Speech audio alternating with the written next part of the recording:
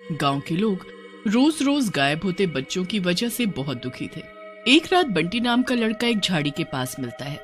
गांव वाले बंटी को घेर लेते हैं। थोड़ी देर में बंटी को होश आता है। गांव वाला बंटी से पूछता है, ओ बंटी बेटा, क्या हुआ? तुम ऐसा हालत में कहाँ पर थे अब तक? गांव वाले की बात सुनकर बंटी रोते हुए कहता है, अंकल, मैं कल घर के बाहर खेल रहा था, तभी एक चुड़ैल जैसा कोई आया और मुझे उठाकर ले गया। उसके बाद मुझे कुछ नहीं पता। अभी सोहन नाम के गांव वाले की नजर बंटी के पेट पर पड़ती है। बंटी के पेट पर चीरे का निशान होता है। ये देखकर सोहन बंटी से बोलता है, अरे बंटी बेटा, ये तुम्हारे पेट पर चीरे का निशान कैसा? क्या हुआ है तुम्हारे साथ? लेकिन बंटी कुछ बताने की बजाय दर्द की वजह से बेहोश हो जाता है। ये देखकर गांव के बाकी लोग सोहन पर गुस्सा हो जाते हैं। तुकाराम नाम का गांव वाला सोहन से बोलता है, सोहन भैया चुप करो, अब जहाँ देखो अपनी सीआईडी चालू कर देते हो। अरे देखो तो सही बच्चे की हालत है। अरे तुकाराम भैया, ये निशान जो बंटी के है, ये किडनी निकालने की वजह से बनता है।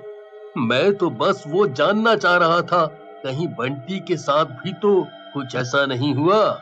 चुप करो तुम मनहूस कहीं के। अब ये किडनी का बहाना है। ऐसा करो, चुपचाप यहाँ से निकल लो, नहीं तो तुम्हारी किडनी जरूर पंचर कर देंगे। हाँ।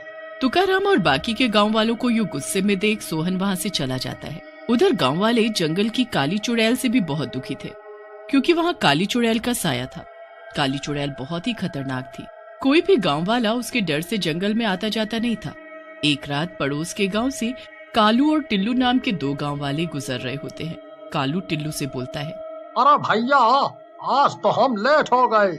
ये काली चुड़ैल ना मिल जाए रास्ते में, फिर हम क्या करेंगे? तुम्हारा तो पता नहीं, लेकिन हम अपना इंतजाम करके चलते हैं।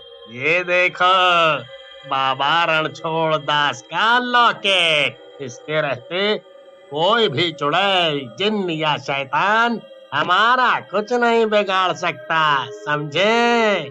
अब चले चलो चुपचाप। टिल्लू का आत्मविश्वास देखकर कालू भी हैरान रह जाता है और बोलता है, भैया, आपको पूरा विश्वास है ना, इस लॉकेट के रहते वो चुड़ैल हमारा कुछ नहीं बिगाड़ पाएगी? अरे कालू, तुम अपनी जान की चिंता करो। मैंने तो बाबा रणछोड़ दास का तावीज पहना है। मुझे कोई चिंता नहीं है। लेकिन टिल्लू और कालू को नहीं पता था कि उनकी बातें उनके ऊपर उड़ रही चुड़ैल सुन रही है। चुड़ैल हंसती है और बोलती है,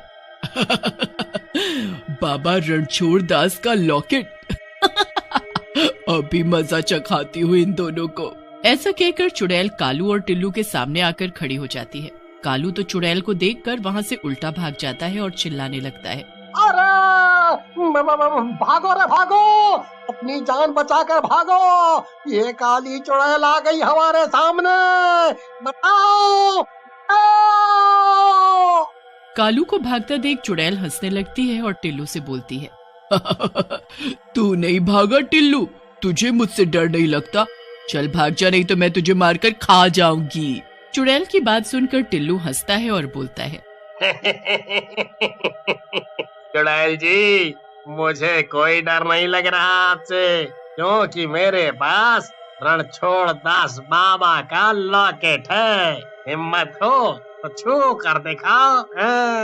टिल्लू के ऐसा बोलते ही चुड़ैल को गुस्सा आ जाता है और वो टिल्लू के पास जाकर टिल्लू को जोर से थप्पड़ मारती है। ये ले तेरे रणछोड़ दास के ताबीज की ताकत, और कुछ चाहिए तो बता। चुड़ैल का थप्पड़ पड़ते ही टिल्लू का दिमाग झन्ना जाता है और वो चुड़ैल से रोते हुए कहता है, चुड़ैल जी मुझे माफ कर दो। मुझे इस बाबा के चक्कर में फंस गया था मैं। मुझे पता चल गया है ये बाबा ठग है, ये मुझे मरवा देगा।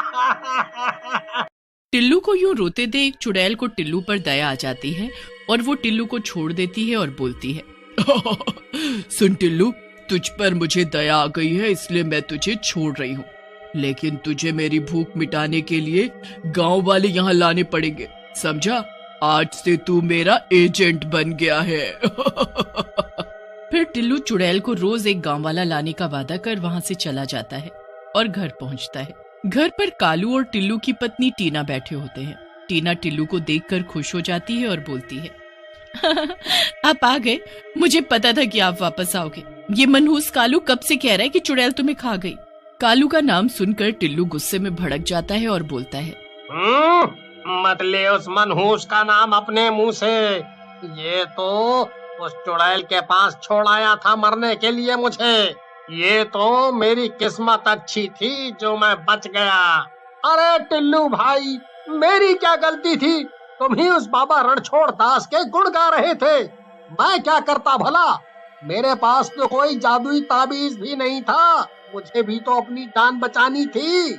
ऐसा कहकर कालू गुस्से में वहाँ से चला जाता है।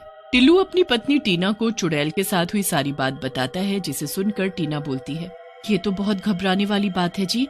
अब आप किसको लेकर जाएंगे चुड़ैल के पास? और अगर नहीं लेकर गए तो वो चुड़ैल आपको मार डालेगी। फिर टीना और टिल्लू मिलकर चुड़ैल के पास किसको ले जाएं ऐसा सोच रहे होते हैं, तभी उनको सोहन दिखता है। टिल्लू सोहन को अपने पास बुलाता है और बोलता है, अरे सोहन भैया, कई दिनों बाद देख रहे हो, कहाँ रहते हो आजकल? अरे कुछ नहीं भैया, मैं कहाँ जाऊंगा, लेकिन कई दिनों से गांव में गायब हो रहे बच्चों की वजह से दुखी हूँ।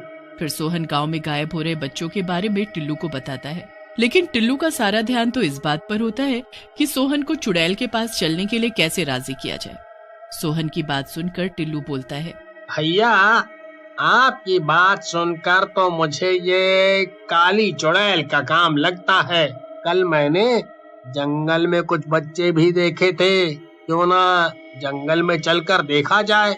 बच्चों की खातिर सोहन जंगल में चलने के लिए राजी हो जाता है। फिर उसी रात सोहन और टिल्लू दोनों चुड़ैल के पास चले जाते हैं। चुड़ैल टिल्लू का इंतजार कर रही होती है। टिल्लू को देखकर चुड़ैल बोलती है, शाबाश मेरे टिल्लू, मुझे पता था कि तू अपना वादा नहीं तोड़ेगा। तू इस लड़के को यहाँ लेकर आ गया। चल अब भाग जा यहाँ से, मुझे इसका शिकार करने दे। इससे पहले कि सोहन कुछ समझता और करता, टिल्लू वहाँ से भाग जाता है। पहले तो सोहन डर जाता है, लेकिन फिर अपनी हिम्मत बांधकर चुड़ैल से कहता है, ऐ चुड़ैल, तुझे मेरी जान लेनी है तो ले ले, लेकिन गांव के बच्चों को छोड़ दे। और तू कब से उनकी किडनी बेच रही है? हाँ? सोहन की बात सुनकर चुड़ैल हैरान रह जाती है।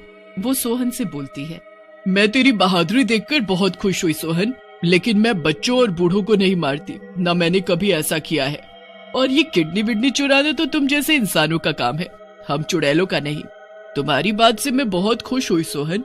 तुम सचमुच अच्छे इंसान हो जो अपनी जान की परवाह किए बगैर गांव के बच्चों को बचाना चाह रहे हो। मैं तुम्हारी पूरी मदद करूंगी। ऐसा कहकर चुड़ैल अपनी आंखें बंद करती है और थोड़ी देर बाद आंखें खोलती है और मुस्कुराते हुए कहती है, अरे ये तो बड़ी ही आसानी से किडनी चोर का पता चल गया। एक काम करो सोहन, तुम गांव वालों को इकट्ठा करके इस जंगल के दूसरे कोने पर काली पहाड़ी पर मिलो। ऐसा कहकर चुड़ैल वहां से चली जाती है और सोहन भी गांव वालों को इकट्ठा करके काली पहाड़ी के पास पहुंचता है। तभी वहां खड़ी काली चुड़ैल एक गुफा के अंदर जाती है और गांव वाले भी चुड़ैल के पीछे पीछे चलने लगते हैं। थोड़ा अंदर जाने पर गुफा के अंदर का नजारा देखकर सबके सब हैरान रह जाते हैं। गुफा के अंदर पूरा का पूरा हॉस्पिटल बना है और कई सारे बच्चे वहां बंधे होते हैं। रुको सोहन, अभी असली दुष्ट से तो मिलना बाकी है। ऐसा कहकर चुड़ैल एक दरवाजे से अंदर जाती है और अंदर से बाबा रणछोड़ दास और तुकाराम को पकड़कर लाती है और बोलती है, ये दोनों दुष्ट मिलकर गांव के बच्चों की किडनी निकाल रहे थे। इन दोनों दुष्टों ने ही गांव के बच्चों को मारा है। चुड़ैल के ऐसा कहते ही गांव वाले बाबा रणछोड़ दास और तुकाराम पर टूट पड़ते हैं और थोड़ी ही देर में उन दोनों की जान ले लेते हैं। अब से अपने बच्चों का ध्यान रखना। मैं तो किसी को भी मारना नहीं चाहती, लेकिन क्या करूं? मुझे अपनी भूख मिटाने के लिए तुम जैसे इंसानों को मारना ही पड़ता है। फिर चुड़ैल खुश हो जाती है और कभी भी किसी गांव वाले को नहीं मारती।